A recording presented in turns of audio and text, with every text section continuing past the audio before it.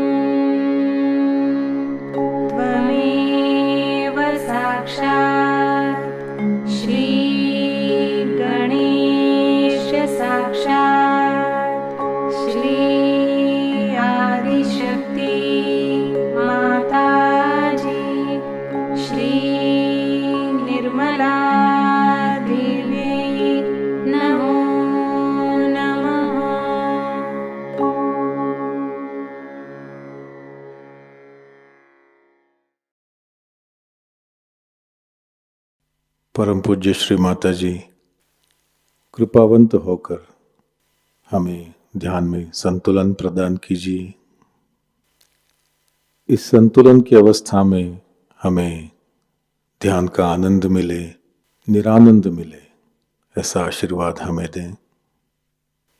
परम पूज्य श्री माता जी, आपकी कृपा में इस संतुलन की अवस्था में हम अपनी ध्यान की गहराई में उतर सके, ऐसी स्थिति हमें प्रदान कीजिए।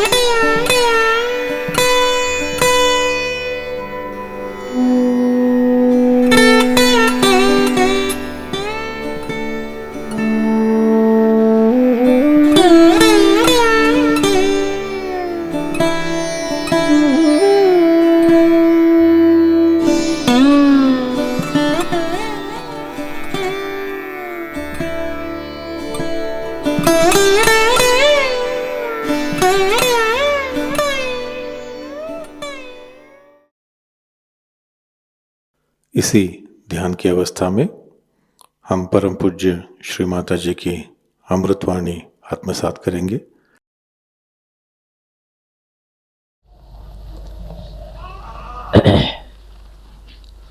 दिल्ली वालों में जितना प्यार भरेगा उतना ही कल्याण का मार्ग बनने वाला है। प्रेम के प्रति उदासीन होने वाले लोग सहयोग में बढ़ नहीं सकते। हम दूसरों को कितना प्यार दे सकते हैं, इसकी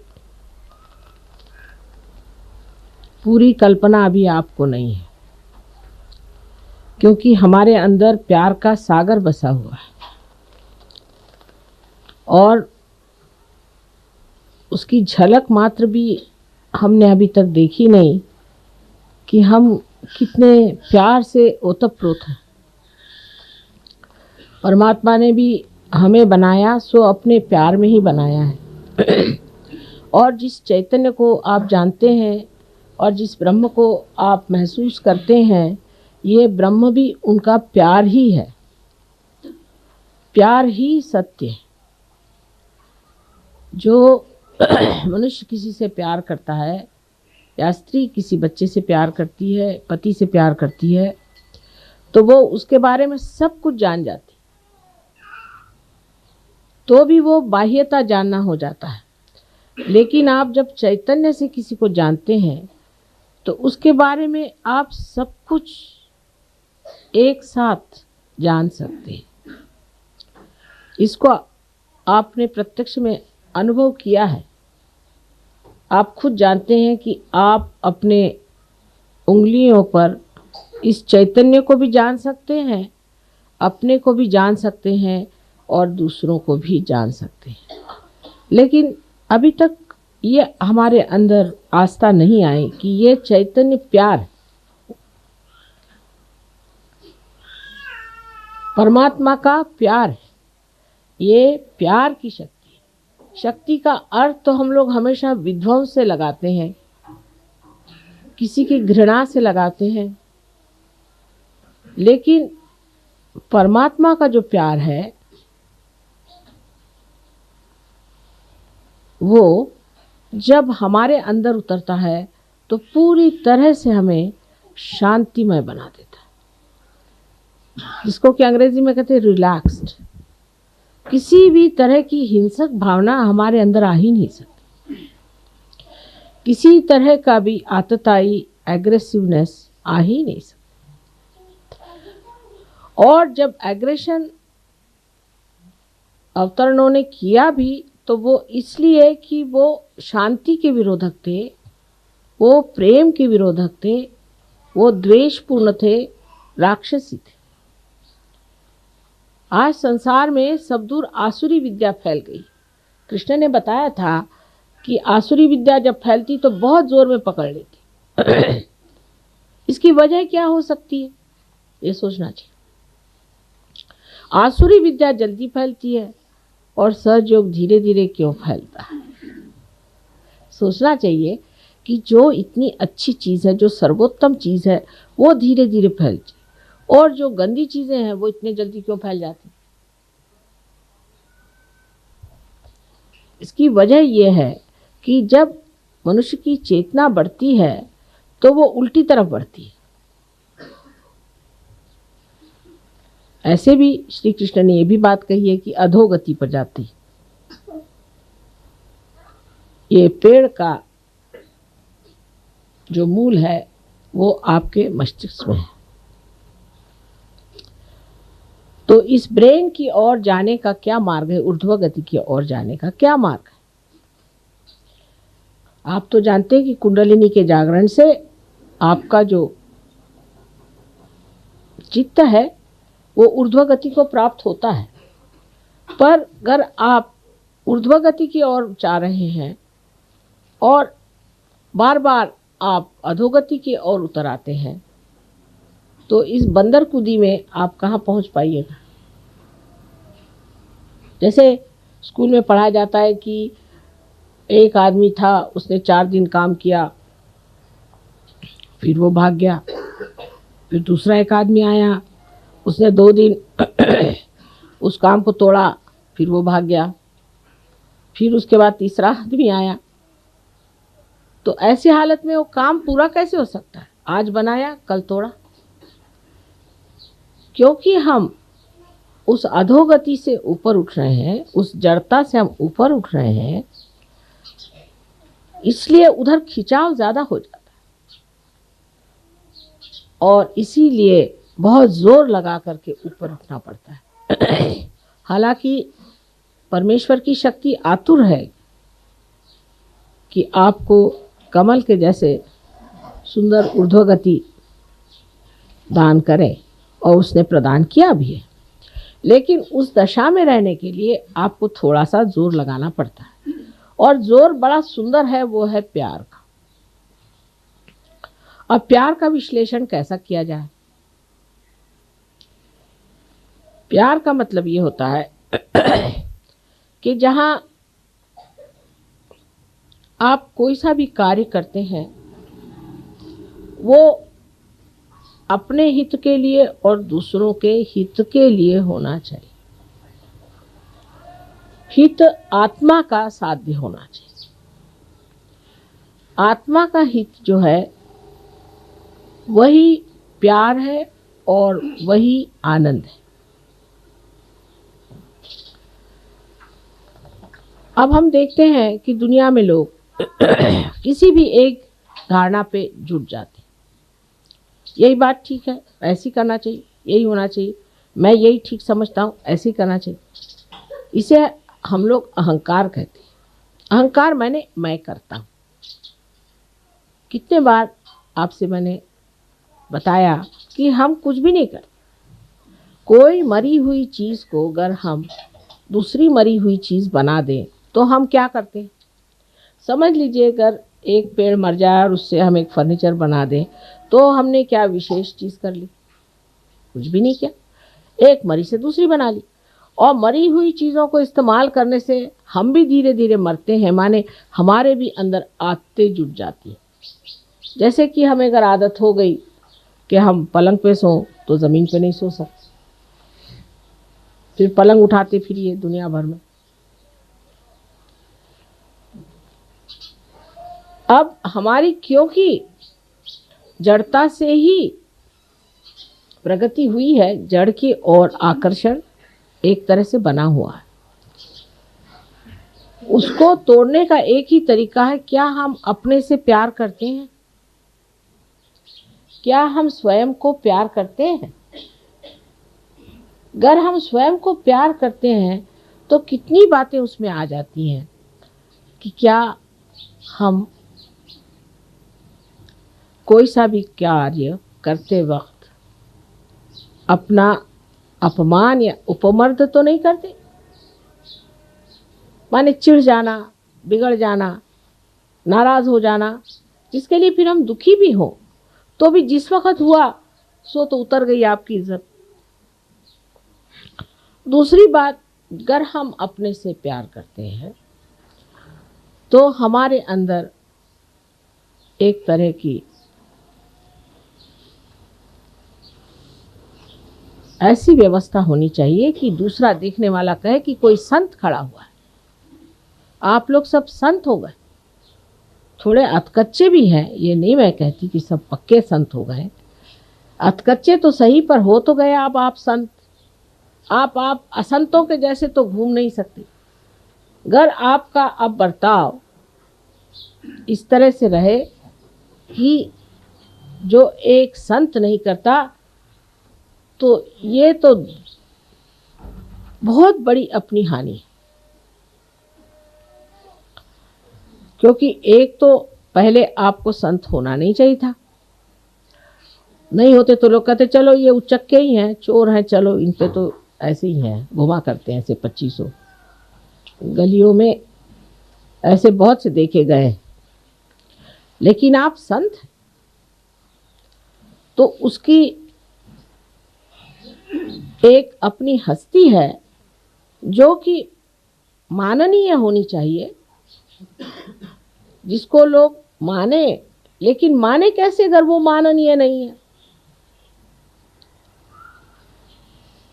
तो प्यार जब तक असलियत पे नहीं आता, जब तक असली प्यार नहीं होता है, तब तक झूठे प्यार से हम अपना उत्थान नहीं कर सकते।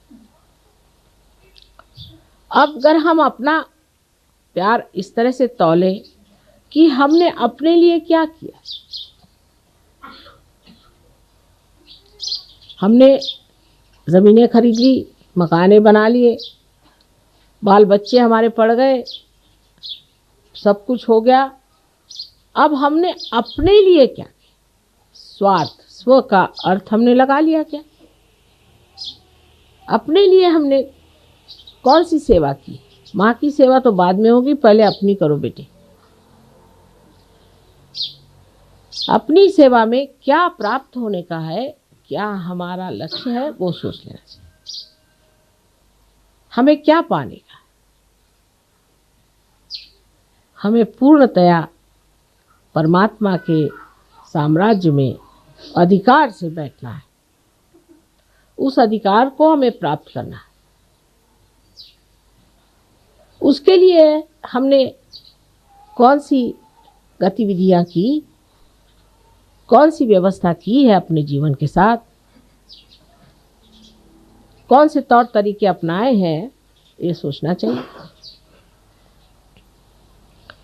अब सहयोग में कितनी बार बताया गया कि भाई अगर आपको आगे बढ़ना है, इस वृक्ष को ऊपर की ओर चढ़ाना है, तो आपको ध्यान करना चाहिए। अब इस पे लोग सोचते हैं कि माँ ध्यान से कैसे होता है? अब देखिए कैसे होता है। जब तक आप ध्यान नहीं करते हैं, मन चल बिचल थोड़ा सा रहता है। जब आप सहयोग के विधि के साथ ध्यान करते हैं तो आप निर्विचार में उतर जाते हैं। निर्विचारिता आपको शांति प्रदान करती है। अगर समझ लीजिए एक पेड़ आप लगाइए, वहाँ रोज भूकंप हो रहा हो, तो क्या वो पेड़ पनप पाएगा? जिस जगह शांति होगी वहीं न तो पेड़ बढ़ेगा। जहाँ अशांति है, जहाँ हर चीज हिल रही है, डावाडोल है, वहां क्या कोई पेड़ पनप सकता है? जिस हस्ती में शांति प्रस्थापित हो गई है, वहीं पे ये पेड़ बढ़ सकता है। इसलिए पहले निर्विचारिता में उतरना पड़ेगा।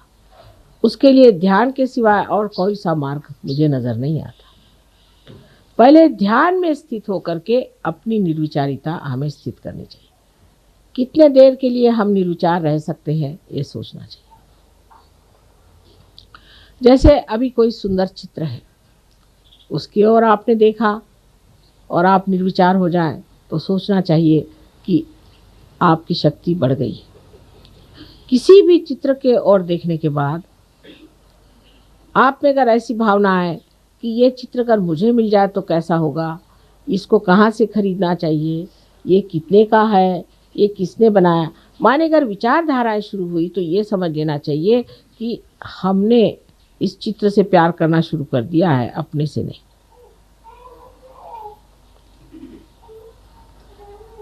जब तक हम ये कहते रहेंगे कि ये मेरा है, माने वो मैं नहीं हूं,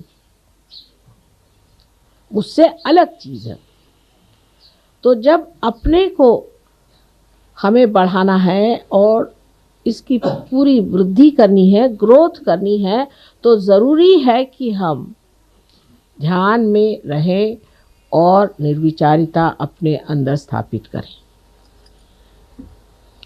जब तक निर्विचारिता स्थापित नहीं होती है, सहज योग बातचीत ही बातचीत रह जाएगी। जब तक हम अपने से ही प्यार नहीं कर सकते, तो हम दूसरों से क्या प्यार करें? लेकिन प्यार का अर्थ ये नहीं होता है कि अपने से प्यार करने का मतलब ये है कि हमारे बहुत सारे रुपए पैसे इकट्ठे हो जाएं, या हमारे पास 10-12 मोटर गाड़ी हो जाएं और हम बड़े आराम से घूमते फिरते रहें। ये जो लोग पा भी लेते हैं, वो भी आप जानते हैं, माँ के पास आते हैं और कहते हैं कि माँ इसका कुछ इलाज करें, हम तो भर पाए, वो भी सुखी नहीं। जरा दरवाजा बंद कर लीजिए आवाज।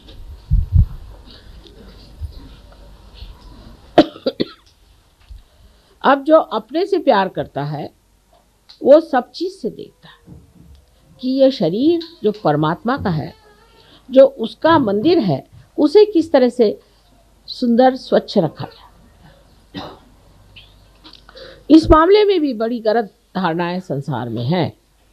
जैसे आजकल के मॉडर्न ज़माने में बहुत सी बातें निकल आई कि साहब हर एक आदमी को दुबला होना चाहिए। अब उसके लिए चाहे आपको टीबी हो जाए तो भी आप दुबले हो जाएंगे। आप मच्छरों जैसे जब तक नहीं होइएगा, तब तक आप खूबसूरत नहीं होते। और ऐसी खूबसूरती लेके करने का क्या है? जिस शरीर का आकर्षण मनुष्य को नीचे की ओर ले जाता है, ऐसा शरीर बिल्कुल व्यर्थ है। शरीर ऐसा होना चाहिए कि जिसके अंग प्रत्यंग से चैतन्य बहे। जिस शरीर का अंग प्रत्यंग जितना भी बना हुआ है, वो ऐसा हो कि जिससे सबका शुभ हो। ऐसा वो शरीर हो कि जो जहां एक बार छू जाए, वो चीज प्लावित हो जाए और उसमें से चैतन्य बहना शुरू हो जाए। ये शरीर का सौंदर्य जो है, यही दैवी सौंदर्य है। और बाह्य के सौंदर्य की ओर दौड़ना और इस तरह की धारणाओं के ऊपर चलना, कभी तो कहते हैं मोटे हो जाओ, कभी कहते हैं दुबले हो जाओ। मोटे और दुबले होना या और तरह से अपने शरीर को चमकाना, इसकी कोई भी सहयोग में खास जरूरत होती नहीं। कि लोग बहुत सारे ये सोचते हैं कि 10 बार नहाने से तंदुरुस्ती अच्छी होती है। कोई लोग ये सोचते हैं कि बदन पे हर तरह के लेपन लगाने से शरीर अच्छा होता है। इसकी आपको कोई ज़रूरत नहीं है, स्वयं आपके अंदर ये सब चीज़ें कार्यान्वित हैं।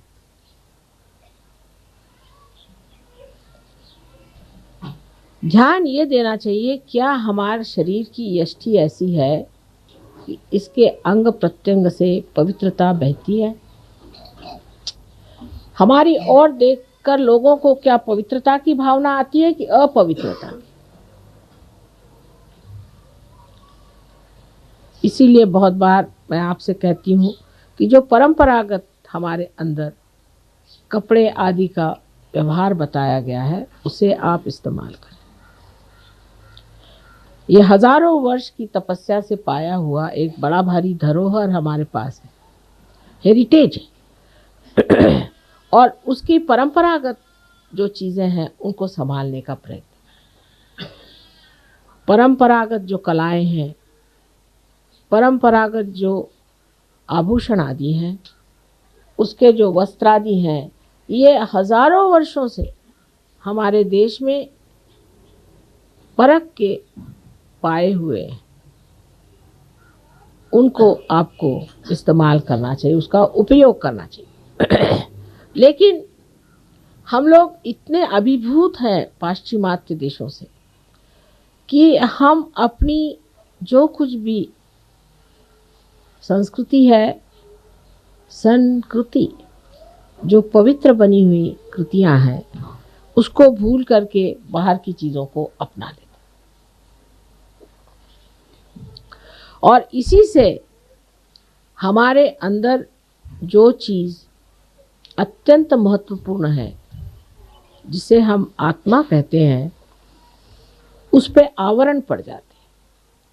अपने देश की हजारों वस्तुएं ऐसी हैं जो आत्मा को सजाती हैं, दबाती नहीं, लेकिन हमारी दृष्टि बाह्य की ओर जल्दी जाती है। उसकी भी वजह है, मनुष्य होने के नाते दृष्टि बाहर जाती ही है। एक बार आपसे समझाया था मैंने कि ऐसा क्यों होता है। लेकिन जब हम अपनी ओर दृष्टि ले जाना चाहते हैं तो मन ही मन मुस्काते हैं और सोचते हैं कि कितना सुंदर है अंदर, कितना पवित्र है अंदर, कितना आनंदमय है। इसको छोड़ करके हम और क्यों भटक रहे हैं? लेकिन क्योंकि वो प्रांगण हमने अभी तक पाया नहीं, उसको जाना नहीं, इसलिए हम ये कार्य कर रहे हैं।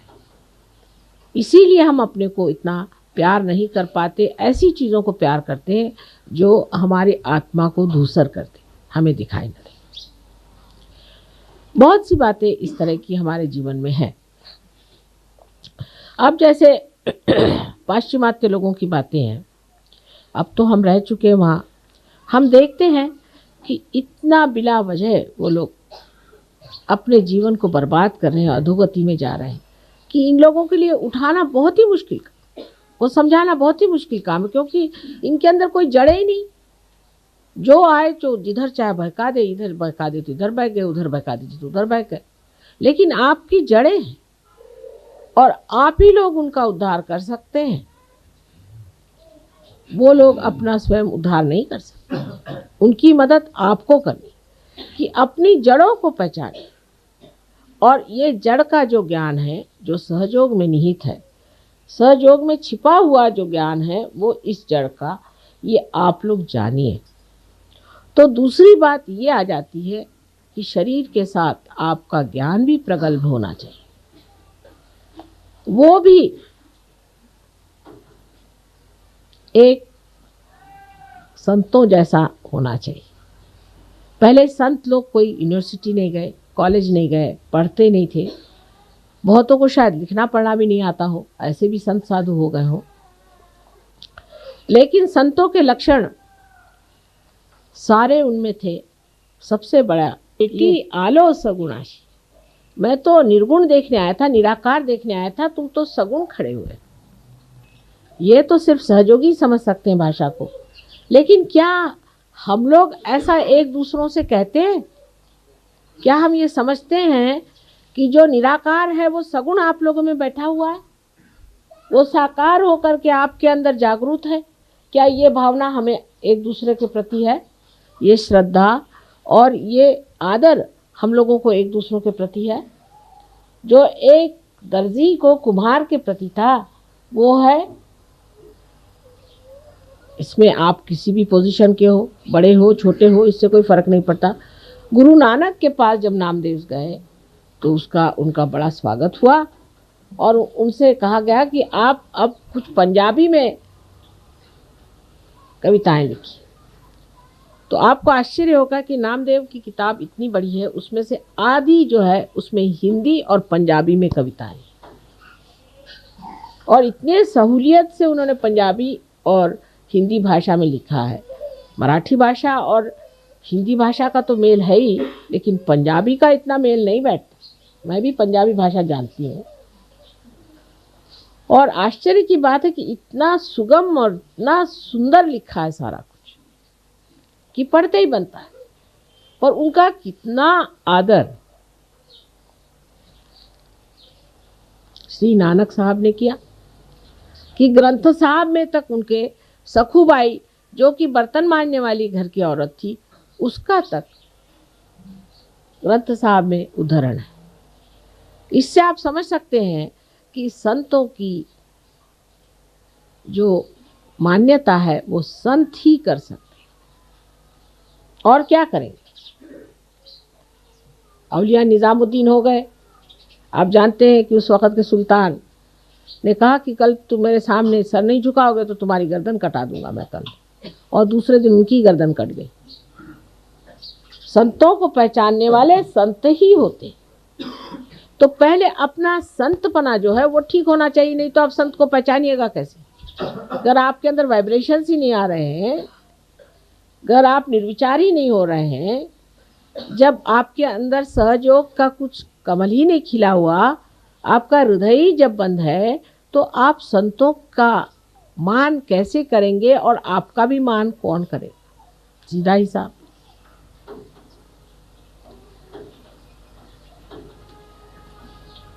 तो संतों का मान जब शुरू होता है तब मनुष्य ये भी सोचता है कि उस मान्यता पे हम आए, और उस मान्यता को पाने के लिए हमें नम्रता पूर्वक ध्यान करना चाहिए। यहाँ बातों के और लेक्चरों से तो काम होने नहीं वाला, हम सहयोगी करके भी नहीं होने वाला, सर्टिफिकेट लगाने से भी नहीं होने वाला। आप कितनी भी डोनेशन दें नहीं दें कुछ करें, उससे नहीं होने वाला। इसमें जब तक फल नहीं लगेंगे तब तक यही लोग कहेंगे कि हाँ हम जानते हैं ये भी एक है खड़े हुए, ऐसे बहुत देखिए। सो फलद्रुप होना चाहिए, इसमें फल लगने चाहिए, और उसके लिए सबसे पहले इस प्यार का वर्णन करना चाहिए, जिस प्यार में मनुष्य के पास सत्य का दर्शन होता है। इतना ही नहीं, पर उसमें सूझनीयता आती है, विजडम आती है। इस प्यार में विजडम आती है, और उस प्यार के साथ, उस मोहकता के साथ, उस मृदुता के साथ धीरे धीरे ये पेड़ बड़ा सुंदर बढ़ने लग जाता है। इसको संवारना चाहिए, इसको प्यार से संवारना चाहिए, मान देकर संवारना चाहिए, अपना मान रख के संवारना चाहिए, इसको बढ़ाना चाहिए, इसको सजाना चाहिए इस तरह से कि लोग देखें और कहें कि वाह रे वाह, कितने संत इस माँ ने बना दिए। पहले तो एक ही दो दिखाई देते थे, और फिर देखिए कि उस ज़माने में बेचारे एक कहीं तो नामदेव, एक कहीं तो नानक साहब, एक कहीं तो कबीर, एक कहीं तो वो बेचारे गोरा कुंभार, तो दूसरे ज़माने में हुए तो दो चार और हो गए। उनकी कोई जमात तो नहीं थी, उनका कोई विश्व निर्मल धर्म तो नहीं था जिसके बूते पे खड़े हो जाए। इतने संतों का समागम और इतनी सुंदर मंडली तो कभी नहीं बनी थी। लेकिन उसके जगह अगर कुरूपता दिखाई दे तो समझ लेना चाहिए कि अभी हमने अपने को प्यार नहीं किया, और माँ तो हमको इतना प्यार करती है और हम अपने को नहीं प्यार करते। अपने को शुद्ध स्वच्छ बनाना, इससे बढ़कर और क्या अपनी मनुष्य सेवा कर सकते। और जितना मनुष्य आपको देखेगा कि आप इतने ऊंचे हस्ती हैं, इतने शरीफ, असलियत में, ज़बानी जमा खर्च में नहीं, तब वो समझेगा कि आप में एक नई जोत जग गई है, और वो भी चाहेगा कि हमें भी ये जोत मिल जाए। सहयोग का बढ़ने का एक ही तरीका मैं देखती हूँ कि आपको देखकर लोग कहें कि सहयोग विशेष है। मैं तो रियाद गई थी, वहाँ कह रहा है वो आपके सहयोगी जो है वो तो अजीब आदमी है। मैंने कहा क्यों? वो तो अपनी माँ को इल ट्रीट करते हैं और अपने को सहयोगी कहलाते हैं। तीसरे मिले, वो कह रहे वो क्या सहयोगी हैं, उन्होंने तो हमारी ये चीज़ मार ली, वो अपने को सहयोगी कहलाते हैं। चौथे मिले, कह रहे वो तो लड़ते ही रहते हैं आपस में, वो कहते हैं दोनों सहयोगी हैं मियाँ बीवी। तो पहले इसमें प्रेम का दर्शन होना चाहिए, आपस में प्रेम भाव, दोस्ती। लेकिन चालाकी करना सहयोग में मान्य नहीं। जो चालाक है वो महामूर्ख है मेरे विचार से, तो कि वो अपने ही को धोखा दे रहा है। किसको धोखा दे रहा है भाई? तो वो तो कबीरदास जी ने भी कहा है कि जो इसने जग को ठगा उसने अपने को ठग लिया, बेवकूफी है वो। तो अपने ही साथ चालाकी क्या करने की? अपने साथ तो कम से कम सच्चाई रखनी चाहिए कि भाई मैं अपने को क्यों ठग रहा हूं, मैं अपनी सुंदरता को क्यों घटा रहा हूं। जो भी आपका अंदर है वो बाहर दिखाई देने लग जाएगा। धीरे धीरे आप देखेंगे कि आप सौम्य स्वरूप, आकर्षक, मोहक, इस तरह के एक विशेष रूप के योगी संत हो जाए।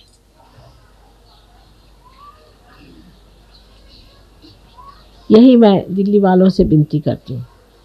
दिल्ली में सहयोग में जो कुछ भी मैं देखती हूँ, वो ये सोचती हूँ कि ये लोग अपने से प्यार नहीं करते। एक तो सरकारी यहाँ जो असर है कि सरकार से आगे भी एक बड़ी भारी सरकार बैठी हुई, और वो सरकार प्यार से चलती, विश्वास से, आनंद से चलती। उस सरकार में हमें खड़ा होना है, इस भावना को दृढ़ करना है और अपने प्रति पूर्ण विश्वास रखना है कि हम होंगे, यही करें। जब तक आप लोग इस दशा में नहीं पहुंचेंगे, आप इस देश का भी कुछ कल्याण नहीं कर सकते, अपने घर वालों का भी कोई कल्याण नहीं कर सकते, किसी का भी नहीं कर सकते। अगर आप ही के पांव जमे नहीं है ज़मीन पर, तो आप किसको बचा सकते हैं बताइए? आप खुद ही डामाडोल खड़े हुए हैं, तो जिसके साथ दो चार और आ जाएंगे तो आप डूब जाइएगा। और यही होता है। इसीलिए हम देखते हैं कि आसुरी विद्या आदमी जल्दी पकड़ता है और शुद्ध विद्या कठिनाई से पकड़ता है। हमें आप मानते हैं सो तो ठीक है, मानना तो है ही, क्या करें आप।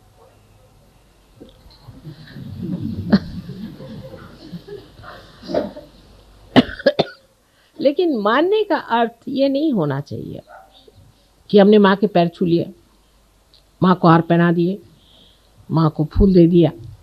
नहीं, मेरे गले के हार बनना चाहिए आपको बनना चाहिए, हार को नहीं। आप मेरे गले के हार बनिए, आप मेरी शोभा बने, तब मैं कहूँ कि आप मुझे मानते, कि दुनिया कहे कि हाँ भाई तुम्हारे एक सहयोगी मिले थे, उनको देखकर हम समझ गए कि कोई विशेष बात है। ऐसे हो नहीं सकता। जैसे हमारे पति ये सोचते थे शुरू से ही कि तुम तो हो अवलिया, तुम्हारे जैसा और कोई हो नहीं सकता। वो ये विश्वास पूर्ण उनको था, कभी हो ही नहीं सकता, तुम कुछ कर लो, सर मार लो, कभी नहीं हो सकता। और जो जैसे हैं वैसे रहेंगे, कोई बदल नहीं सकता। लेकिन जब उन्होंने देखा कि इतने लोग बदल गए तो कहले भाई अब मेरे से बेईमानी नहीं हो सकती, बस अब तो मानना ही पड़ेगा कि कुछ तुमने कर दिया। कुछ किया नहीं, आपके अंदर जो हीरा था वही आपके सामने ला के रख दिया कि बेटे तुम ये हीरा, ये दे, इस हीरे की चमक में तुम आ जाओ, और तो कुछ किया ही नहीं।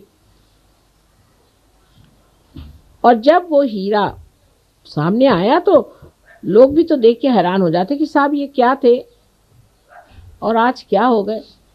पहले तो कंकड़ पत्थर के बराबर भी नहीं थे, आज हीरा बन के माँ के मुकुट में चमक रहे हैं।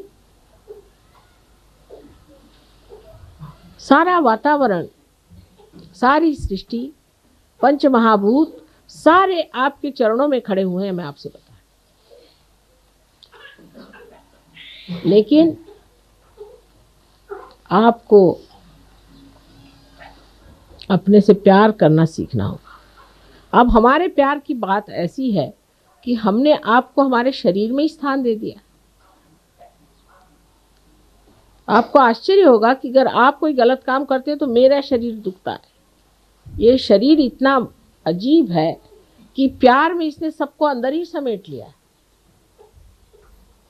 अभी एक बच्चा जो कि पार बच्चा है, लंदन में सीढ़ी पे से गिरा और उसको बुरी तरह की चोट और उसका ब्रेन बिल्कुल फट गया और उसका जो सेरिब्रोस्पाइनल फ्लूइड था वो अजीब तरह से खून से भर गया।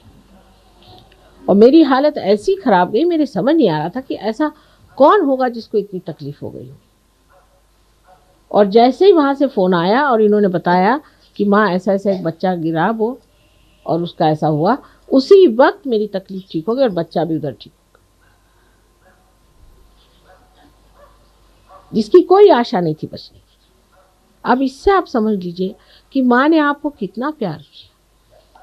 जैसे भी आप हैं, आपको अपने शरीर में ले लिया। थोड़ी तकलीफ ही होगी ना, कोई हर्ज नहीं, पर मेरे शरीर में लेने से आपकी रक्षा तो होती ही रहेगी और आपका संगोपन हो जाएगा और पूरी तरह से आपको हम प्लावित कर सकेंगे, नरिश कर सकेंगे। जैसे कि माँ अपने पेट में बच्चे को रख लेती है, गर्भ में रख के, और उसको कितने प्यार से रखती है, इसी तरह से हमने आपको हमारे शरीर में संचारित कर दिया। जो अपने को सहयोगी समझता है उसको समझना चाहिए कि मेरा स्थान माँ के सिर्फ हृदय में नहीं है, लेकिन उसके शरीर में बहने वाले खून में, और सारे शरीर भर मैं दौड़ रहा हूँ।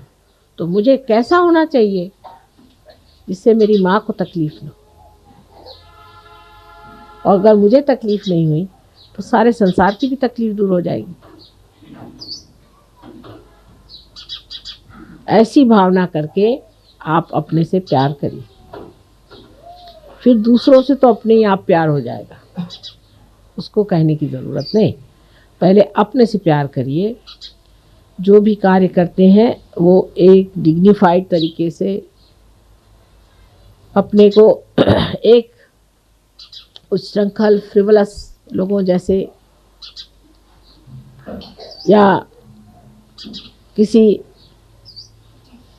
ढोंगी हिपोक्रिट जैसे कोई सा भी कार्य नहीं होना। बहुत से लोग हैं वो बहुत बन के ऐसे दिखाते हैं जैसे कि बहुत बड़े सहयोगी हैं, लेकिन कुंडलिनी तो वहीं पे जमी हुई है। कुछ लोग हैं बकबकते रहते हैं। सहयोग के बारे में आपने क्या जाना, जो ज्ञान प्रगल्भ होना है।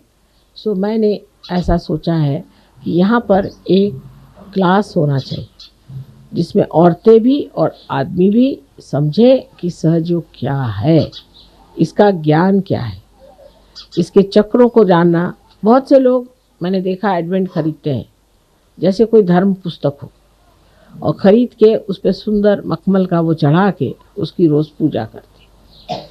अब अखंड जैसे वो होता है रामायण पाठ, या वो अखंड और क्या होता है आपका ग्रंथ साहब, ऐसे वो अखंड ना करें, इतना ही मैं मांगती हूँ। क्योंकि पढ़े जा रहे हैं, एक उंगली रखी फिर दूसरा, उसने उंगली रखी फिर वो पढ़ते जा रहा, खोपड़ी में कुछ भी नहीं जा रहा।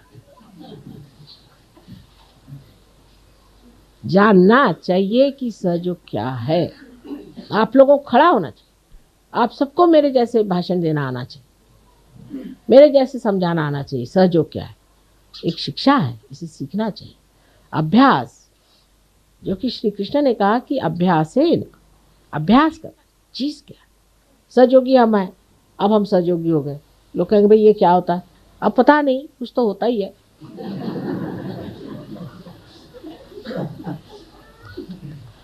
तो वो भी होना चाहिए।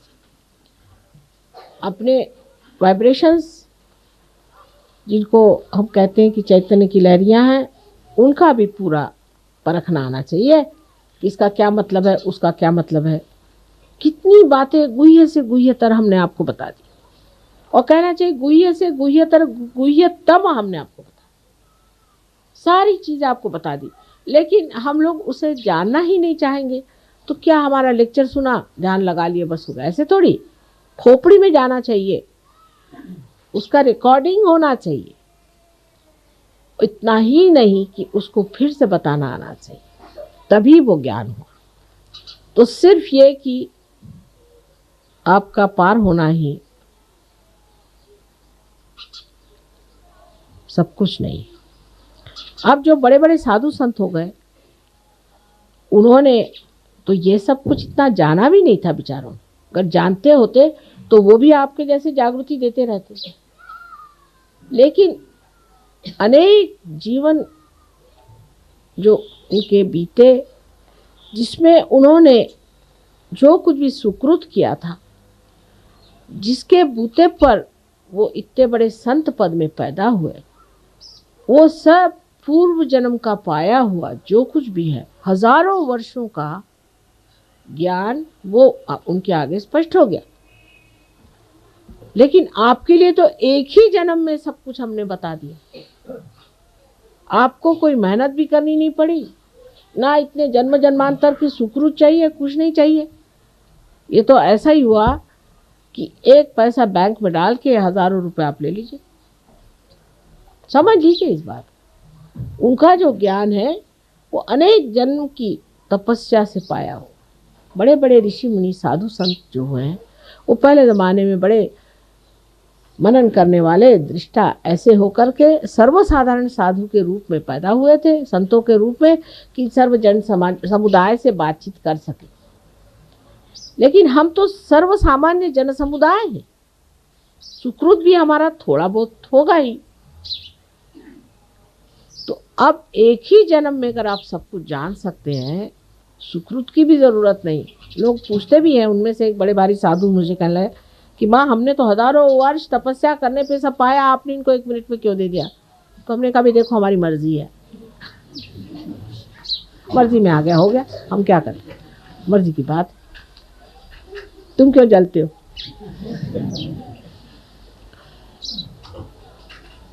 इस तरह की बात कि सोचना ये चाहिए कि एक ही जन्म में हमें सब कुछ मिला है, और मुझे अगर खुश करना है तो सिर्फ आपस में बिल्कुल बैर नहीं रखो। ये बैर या तो अहंकार से आता है, या प्रति अहंकार जिसे हम मन कहते हैं उससे आता है। दोनों से परे आत्मा के सन्निध जा करके सबसे शांतिपूर्वक रहे। अब जैसे कि मद्रास में हमने देखा कि 2 आदमियों का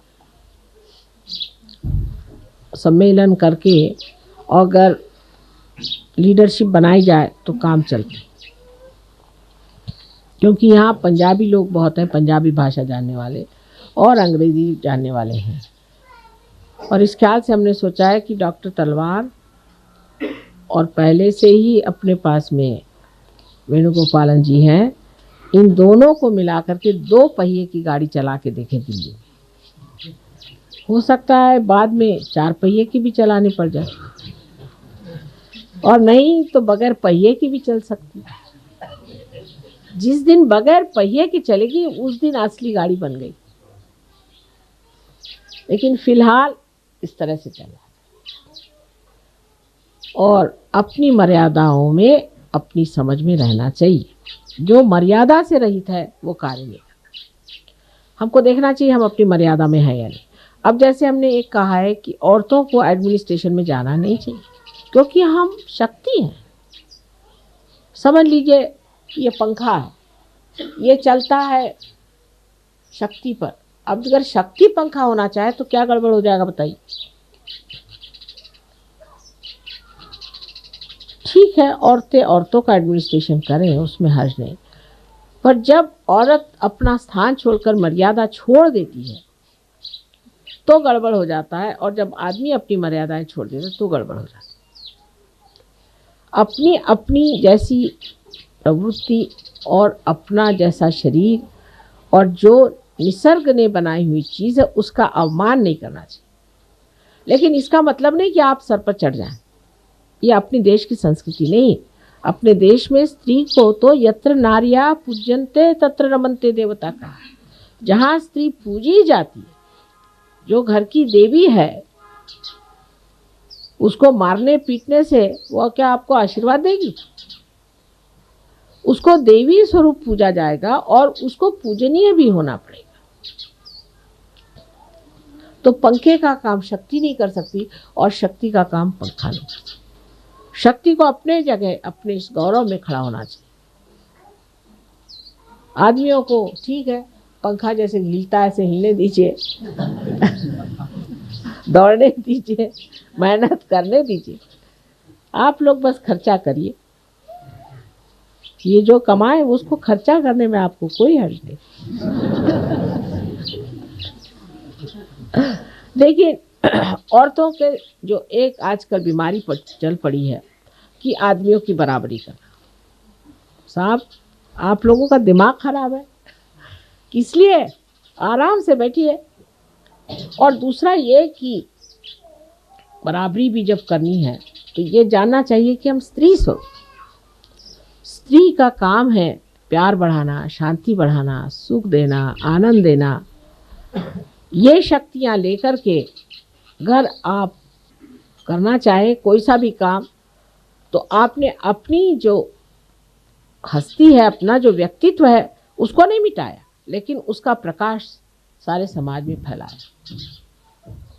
और अगर हमारी जैसे आपके पास शक्तियाँ आ जाए तो फिर क्या कहने, फिर तो आप ऐसे ही बैठे बैठे सब कर लेंगे।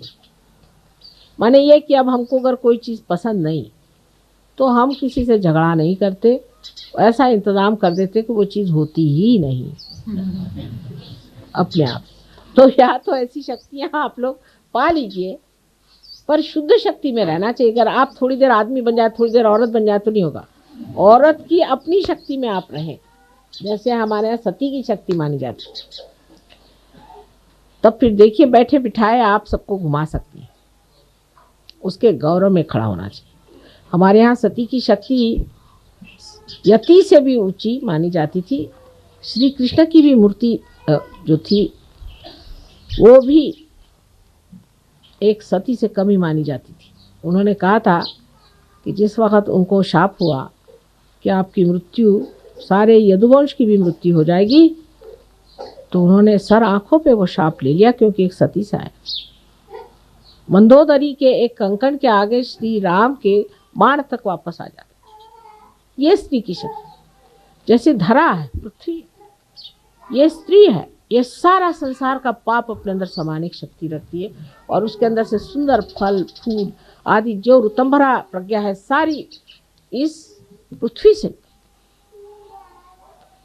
आप ये कभी नहीं कह सकते पृथ्वी में शक्ति नहीं, कितनी शक्तिशाली चीज है। और जब इसका विस्फोट होता है तो हजारों को ठिकाने लगा सकते। इसी तरह स्त्री की शक्ति भी एक धरा जैसी, शांत गंभीर, सबको उठाने वाली एक बड़ी भारी चीज है। सबका भार अपने ऊपर वहन करने वाली एक महान शक्ति यह है। और कुंडलिनी भी एक स्त्री शक्ति है। कुंडलिनी के सिवाय आपका उत्थान नहीं हो सकता। इसलिए कोई स्त्री होने से नीची ऊंची कभी नहीं हो जाती है, किंतु उसका अपना एक स्वरूप है, आपका एक स्वरूप है। और दोनों चीज़ों का जो आदमी पूरी तरह से मान रखता है और समझ में मर्यादा में रहता है, वो स्त्री हो चाहे पुरुष हो, उच्च से उच्च स्थिति में पहुंच जाता है। कहिए कि जैसे कि आप देखते हैं जीसस क्राइस्ट के लाइफ में उनकी शक्ति उनकी माँ थी, जो कि महालक्ष्मी शक्ति। महालक्ष्मी शक्ति कितनी ज़बरदस्त शक्ति। लेकिन जब उनका लड़का क्रूस पे चढ़ाया गया उन्हीं के कहने से, तो जिस तरह से उन्होंने बर्दाश्त किया, पूरी शक्ति होते हुए भी आप अपने लड़के को इस तरह से क्रूस पर चढ़ने दें, क्योंकि एक नाटक पूरा करना था, ये महान शक्ति। अगर आपके अंदर शक्ति नहीं है तो ठीक है, निर्बल का क्या, लेकिन जो इतनी बलवती शक्ति होने पर भी उन्होंने ये सारा नाटक पूरा होने दिया, क्योंकि होने का था, ये महान शक्ति। इतिहास में शिवाजी की माँ का उदाहरण दिया जाता है कि एक लड़का जो शिवाजी, जिसको उन्होंने इतना पनपाया, इतना बड़ा किया, उसको इतना ऊंचे स्थान पे पहुंचाया, वो हर समय अपने लड़के को भी जिस तरह से शहीद बनाने पे तुली रहती। इस वक्त सिंहगढ़ को जीतना था, उनके पास एक चिट्ठी आई, वहाँ से कमल कुमारी नाम की लड़की थी, उसने एक चिट्ठी भेजी कि मेरे आप भाई हैं और मुझे बचाइए, नहीं तो मेरी इज्जत चली जाएगी। और उनके माँ के पास ये चिट्ठी आई, तो माँ ने शिवाजी को लिखा कि अगर आप खाना खा रहे हो तो हाथ धोने यहाँ चले आए। उनकी माँ तो तलवार लेके गई नहीं थी, वहाँ चले आए। तो उन्होंने कहा कि कल तक ये किला आपको जीतना होगा, तैयार? कल तक इस किले को जीतना है आपको और वहाँ से अपनी बहन को छुड़ाना है। तो उस वक्त में वहाँ तानाजी आए थे। तानाजी ने कहा कि भाई तानाजी तो बहुत आ जाएंगे, शिवाजी नहीं आ सकते, तो मैं जाता हूँ। और ऐसी ऐसी उस वक्त उन लोगों ने बातें की कि सुन के आश्चर्य लगता है कि सहज में ही स्पॉन्टेनियसली ऐसी वीरश्रीपूर्ण बातें हैं कि सुन के लगता है कि इस देश में ऐसे गौरवपूर्ण लोग हैं। लेकिन उनकी माँ उसके पीछे में थी, उनकी शक्ति उनकी माँ थी, शिवाजी की शक्ति उनकी माँ थी। और हर आदमी जो ऊंचा उठता है उसके पीछे में उसकी स्त्री शक्ति ही होती। उसमें जब तक स्त्री अपने को गौरव न मानेगी तो वो बिल्कुल विद्रूप हो जाती। ये समझ हमारे अंदर आना बहुत ज़रूरी है, और जब इसका संतुलन आ जाएगा तब हमारा जो सहयोग का समाज है एक बड़ा आदर्श और ऊंचे किस्म का विशेष रूप धारण किए हो रहेगा, कि जिससे सारा समाज ही नहीं, भारतवर्ष ही नहीं, लेकिन सारा विश्व ही प्रकाशित हो जाए। बहुत बड़ा कार्य। इससे आप अपने को इस गौरव के योग्य बनाइए कि सारे दुनिया में ऐसा कार्य आज तक हुआ नहीं, किसी युग में ऐसा नहीं हुआ। इतना विशेष कार्य आप कर रहे हैं, इतना महान कार्य में आप जुटे हुए हैं, और इस महान कार्य को करने के लिए जो कुछ करना है वो भी महान है, और उसके गौरव के लिए आप लोगों को पूरी तरह से सज्ज होना चाहिए। ये नहीं कि इसमें आफत है, कैसे करें, ध्यान कैसे करें, ऐसे छुटपुट्टे लोगों के लिए सहयोग नहीं। एरिया गबाड़्याचे काय मनो है उनका दिया, ऐसे रद्दी लोगों के लिए ये काम नहीं। रामदास स्वामी ने तो साफ कह दिया, त्याला पाहिजे जातीचे, इसके लिए चाहिए एक विशेष लोग। अगर ये आपके अंदर नहीं है तो हमें नमस्कार, और आपको भी नमस्कार। जब गांधी जी ने लड़ाई लड़ी थी तो लोगों ने कितना त्याग किया था। हमारी फैमिली में हम देखते हैं कि सब चीज़ इन लोगों ने त्याग दी। फादर हमारे जेल में, मदर हमारे जेल में, इतने सारे बच्चे घर में, हम 7 साल की उम्र में चाबी लेके घूमते थे। लेकिन सहयोग के लिए कोई भी त्याग नहीं करने को तैयार। बुद्धि त्याग देते हैं पर और कुछ नहीं त्यागने को तैयार। त्याग माने क्या त्याग है? इसमें कौन सा त्याग है? सब तरह का आशीर्वाद ही आशीर्वाद है।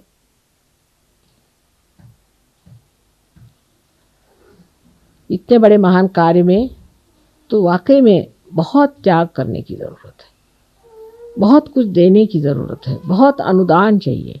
पैसे का नहीं हो तो श्रम का चाहिए, मन का चाहिए, बुद्धि का चाहिए, सब चीज़ का अनुदान होगा तभी ये कार्य हो सकता है।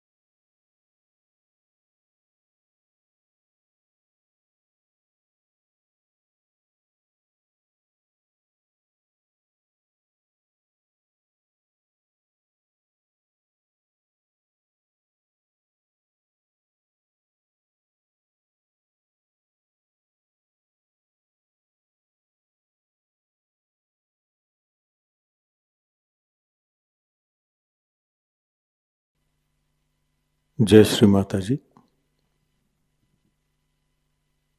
परम पूज्य श्री माता जी, कृपावंत होकर आप हमें निर्लिप्त साक्षी बनाइए। परम पूज्य श्री माता जी, कृपावंत होकर आप हमें ऐसी स्थिति प्रदान करें जिससे हम आपकी लीला को देख सकें। जो भी घटित हो रहा है उसको साक्षी भाव, निर्लिप्त साक्षी भाव से देख सके।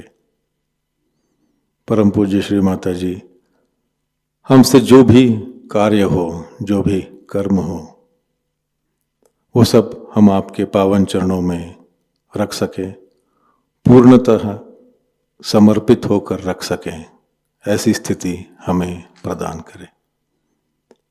परम पूज्य श्री माता जी, आपके प्रति अनन्य भक्ति हो, इस तरह का आशीर्वाद और ऐसी ध्यान की स्थिति, आध्यात्मिक स्थिति हमें कृपा कर प्रदान कीजिए। श्री माता जी, आपके पावन चरणों में हमारे कोटि कोटि प्रणाम। कलेक्टिव बंधन।